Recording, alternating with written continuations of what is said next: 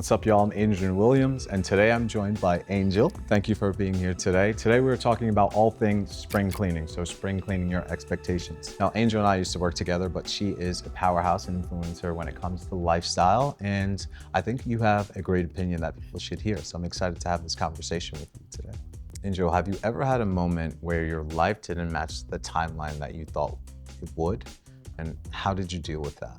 Definitely. Where I am now is not where I imagined myself being. I very much was on the track of like filmmaker, like we're gonna be making projects, we're gonna eventually be freelance. I was working corporate before. Yeah, I mean, I fell into this whole content creation thing. It was so unexpected, but it's like a risk that I wanted to take and kind of just like see where it would take me. What made you want to take that risk? I was seeking creativity outside of what I was doing before. Okay. And when it kind of like became its own beast, I just figured, why not like take a leap and like go in and do the schedule and make the content and show up to these events. And I just felt like it wouldn't make sense for me to leave that behind.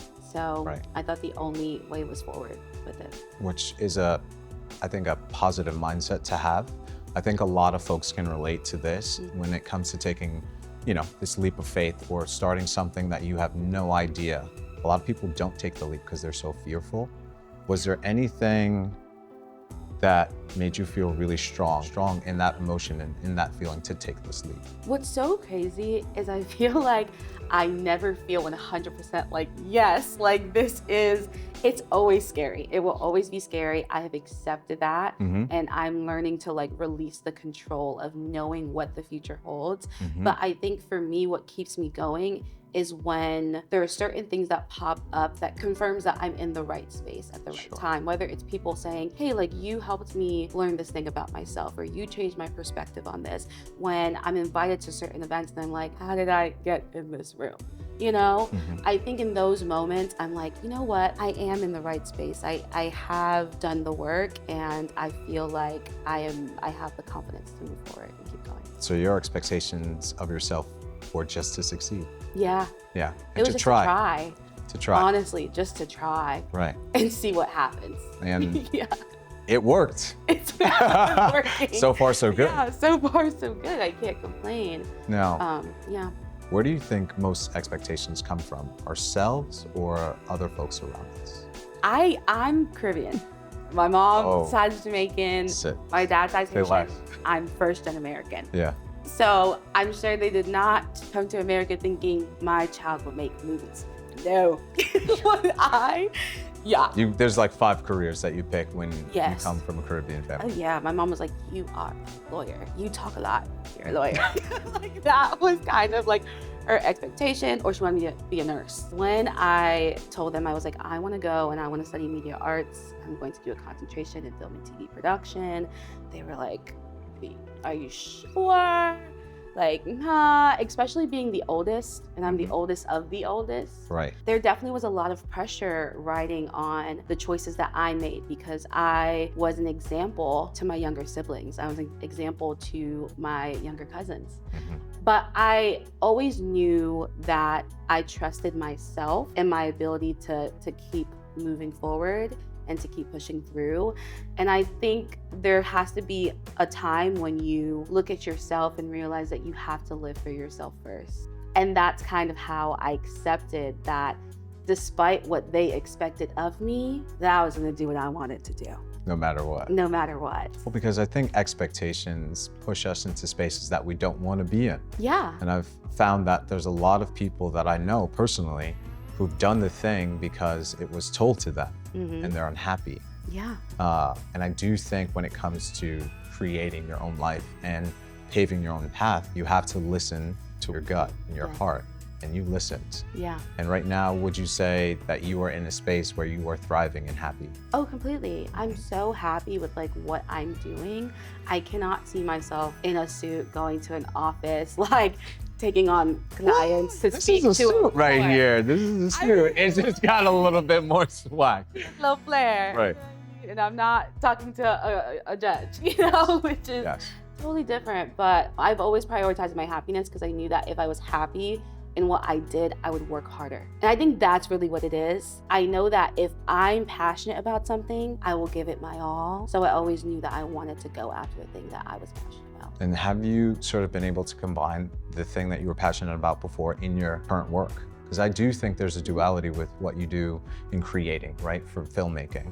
Oh, completely. Everything that I have done in my life has literally prepared me for this, whether it comes from being a child and performing, like I used to sing and do musical theater, I did ballet, I did piano, which helps me be on camera now. When it comes to behind the scenes, being a content creator, you are a production company. You're everything. You're everything. Everything. You're the editor, you're the director, and even before, like I have management now, but even before having management, I had to know how to negotiate. I had to know how to read a contract. Even like my producer background, that helps with that now. Now, how's comparison affected you, whether it's social media or people around you, and how'd you deal with that? I think I go back and forth with it. I think it's very natural to like see other people doing things and you're like, I want to do that, or I want to be at that place. I like to check myself in those moments. I'm very big on listening to what I'm saying, and I will verbally, maybe this is kind of crazy, but I will verbally— No such thing that you can say to me, that's crazy. I will verbally correct myself. Like Really? if I have a thought and Out loud. Out loud, I will be like, girl, why would you say that? Like I will verbally correct myself as if I was a child. And I think it works. Like I think it does. And it changes the way that you think. Something for y'all to practice at home. In the moment, verbally correcting Correct yourself yourself. out loud. Out loud. Yeah. You have to. Even if it's a joke, words are so powerful and your brain cannot tell the difference between what is fact and what is fiction.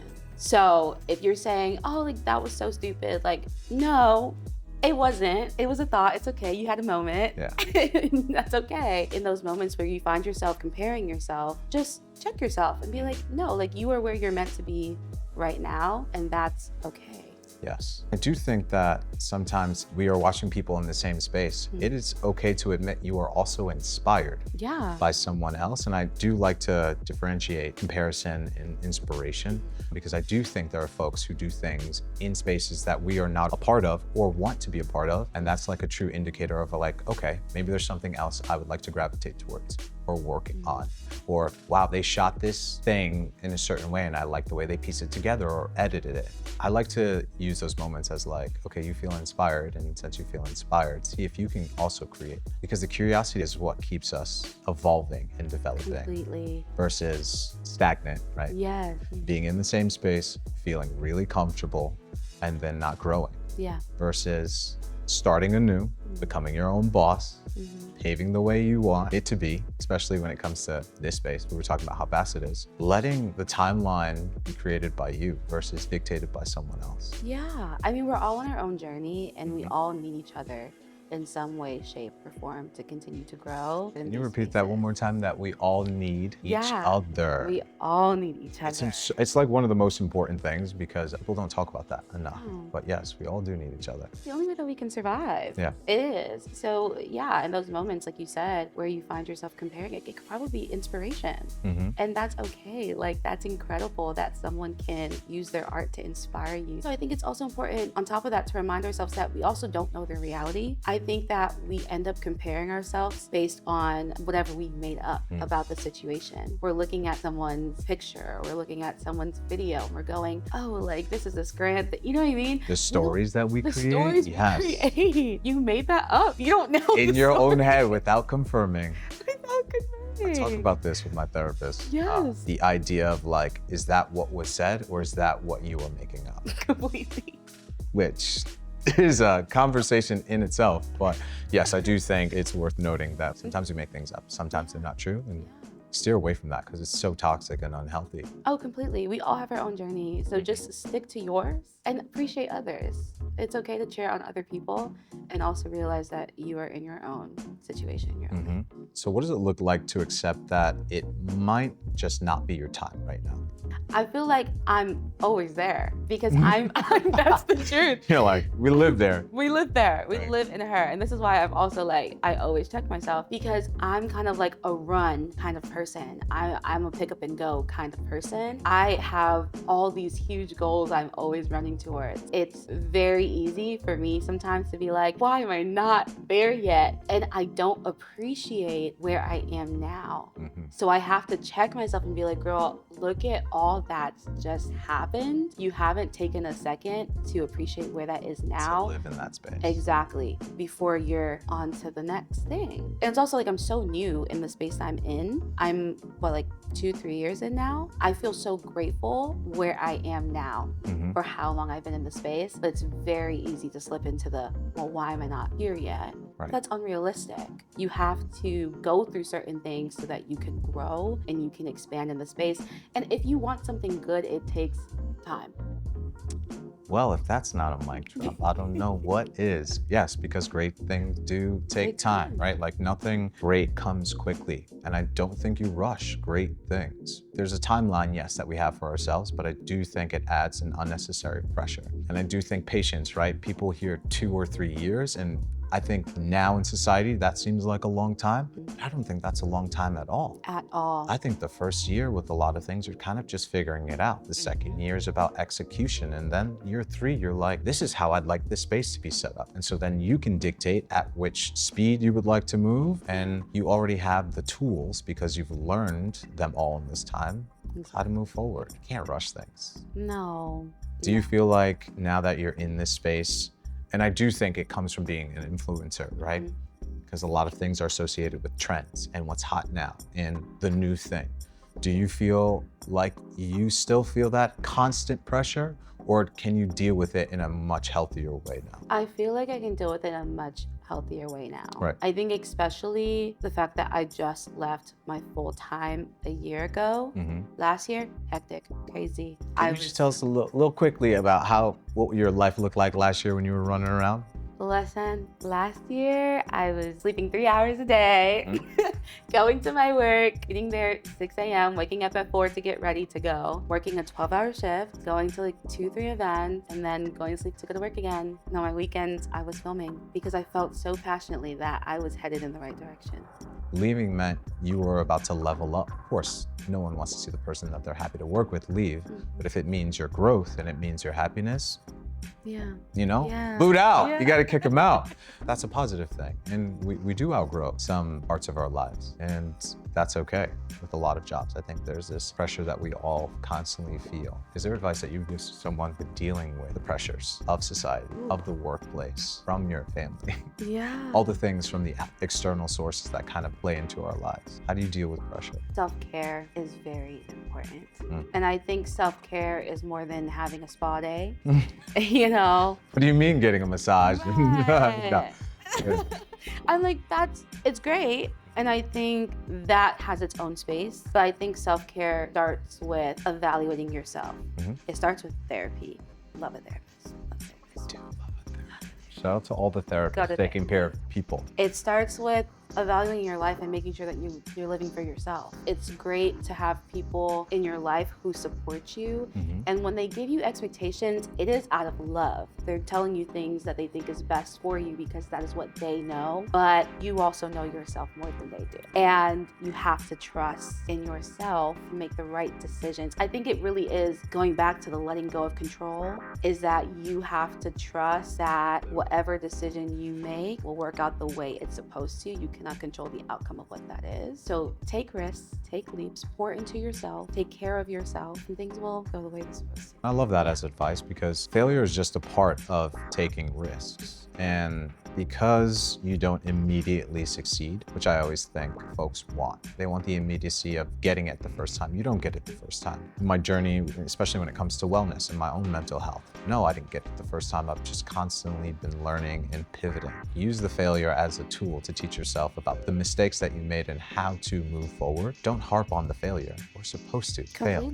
It is a part of life. And I think it's been one of the best teachers in my life. I don't know if you feel the same way. Oh, I feel the same way. I don't even call failures failures. I say they're lessons. I say, oh, I just learned. Great. And honestly, I hope I keep learning because I will get to the results faster. Give me more lessons so I can just get to the place I want to be in. Right. Hope to learn that lesson, hope to fail, because that is how you're gonna become better. And I think if we can change our scope of how we look at something, change the way that failure looks, right? Like failure being a life lesson, I think more people would be eager to take those risks. Completely. It's not the end. I think really what it is people see failure as the end. They're like, oh, it's incomplete. It's Stop it not here. done. When in actuality, if you think about it, it's the start. You know what not to do. So I thought we'd do some hot takes. Angel, I've got a few things that I'd love your answers on. First one, comparison distorts reality. You're comparing your life to someone else's highlight reel. That's a hot take. Hot take. Okay, letting go is not giving up. The best thing that you can do for yourself is releasing control. Growth isn't always visible. You'd be surprised the progress that you're making in your quiet seasons. So my Nana would always say. That's a good one. Angel, thank you so much for being here today and being a part of this conversation. It was such a pleasure to have you. No, thank you for having me. I really do feel honored to be here.